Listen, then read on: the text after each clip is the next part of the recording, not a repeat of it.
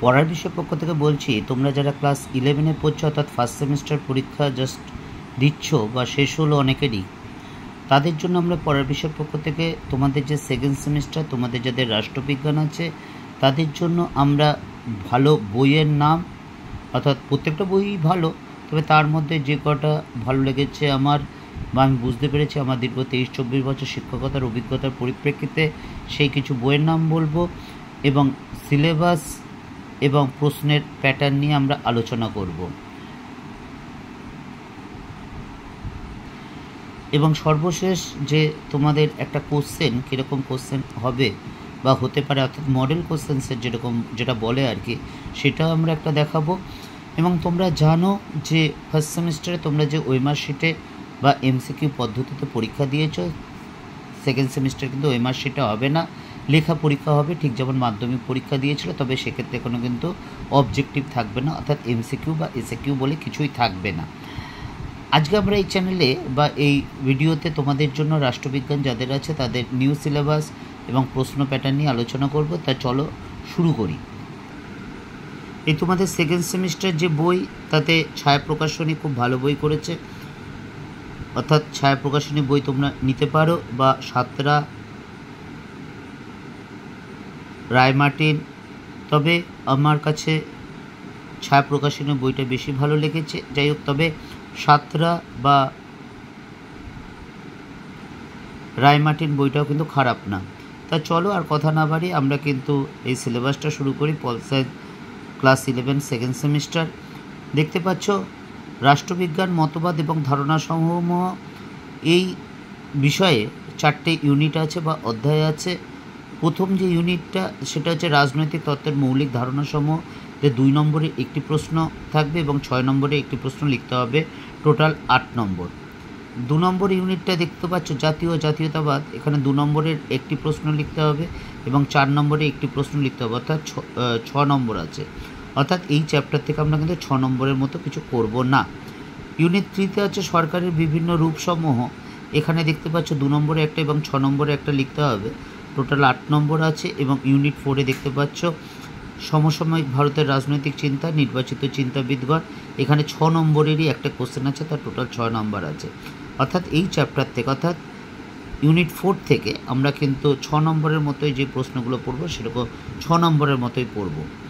এরপর দেখো ভারতীয় সংবিধান, এতে 2টো ইউনিট আছে, ইউনিট 5 এবং ইউনিট 6। ইউনিট 5-এ আছে দেখছো মৌলিক অধিকার ও কর্তব্যসমূহ, এখানে 2 নম্বরের একটি লিখতে হবে এবং 4 নম্বরের একটি লিখতে হবে, টোটাল 6 নম্বর। এবং ইউনিট 6-এ নির্বাচন এবং প্রতিনিধিত্ব, এখানে 2 নম্বরের একটা আছে এবং 4 নম্বরের একটা আছে, টোটাল 6। এই হচ্ছে তোমাদের 40 নম্বরের প্রশ্ন। এবং বাকি যে 10, সেই 10 নম্বর তোমাদের বিদ্যালয়ে শ্রদ্ধেয় যে শিক্ষক বা শিক্ষিকা তোমাদের পড়ান, তিনি প্রজেক্ট নেবেন এবং 10 নম্বর। এবং এই যে সেকেন্ড সেমিস্টারের প্রশ্ন, এই সেকেন্ড সেমিস্টারের প্রশ্ন কিন্তু তোমাদের স্কুলের শ্রদ্ধেয় শিক্ষক শিক্ষিকাই করবেন, যিনি তোমাদের পড়াচ্ছেন, এবং খাতাও কিন্তু স্কুলেই দেখা হবে। তা এই হচ্ছে মোটামুটি প্যাটার্ন। তবে এরকম ব্যাপার নয় যে প্রথম অধ্যায়টা আলাদা কোশ্চেন থাকবে, কারণ প্রশ্নটা নাম্বার ডিভিশন থাকলে প্রশ্ন ব্যাপার বোঝাটা একটা অনেক সময় সমস্যা হয়ে যায়। চলো আমরা একটা মডেল কোশ্চেন তোমাদের দেখাই। দেখো 2 নম্বরের 5টা কোশ্চেন লিখতে হবে, তোমরা দেখবে 5খানা লিখতে হবে।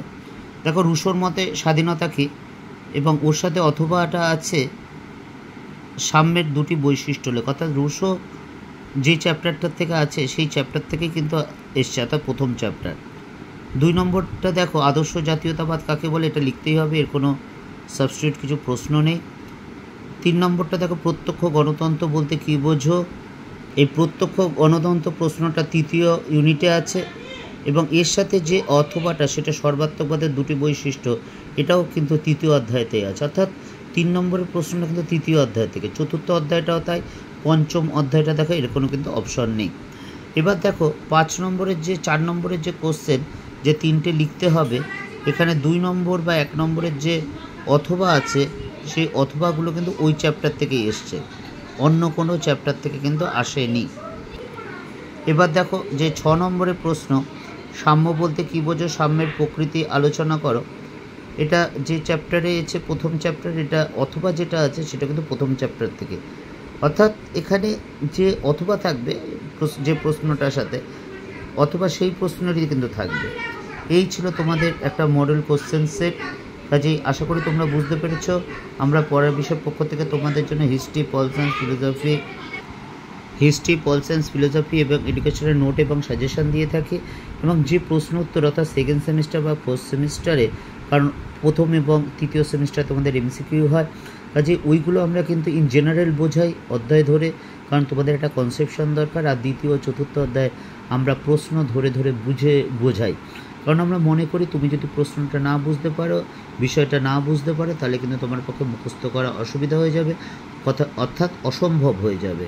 তাই আমার দীর্ঘ 23-24 বছর ধরে শিক্ষকতার অভিজ্ঞতার পরিপ্রেক্ষিতে বুঝতে পেরেছি যে তোমরা যদি বুঝতে পারো তাহলে কিন্তু অবশ্যই লিখে আসতে পারবে। বা তোমরা হয়তো জানো না যে 7 বা 14 তারিখে যে এসএসসি পরীক্ষাটা হলো, সেই যে প্রশ্নগুলো হয়েছে সেগুলো কিন্তু একেবারে ডাইরেক্ট হয়নি। অর্থাৎ যদি বিষয়টার প্রতি তোমার প্রাধান্য না থাকে, মাস্টার না থাকে, তাহলে কিন্তু তুমি অনেক কোশ্চেন কিন্তু লিখতে পারবে না। কাজেই তোমার বিষয়টা সম্পর্কে সম্যক জ্ঞান থাকা দরকার, এবং আমরা পড়ার বিষয়ের পক্ষ থেকে এটাই মনে করি।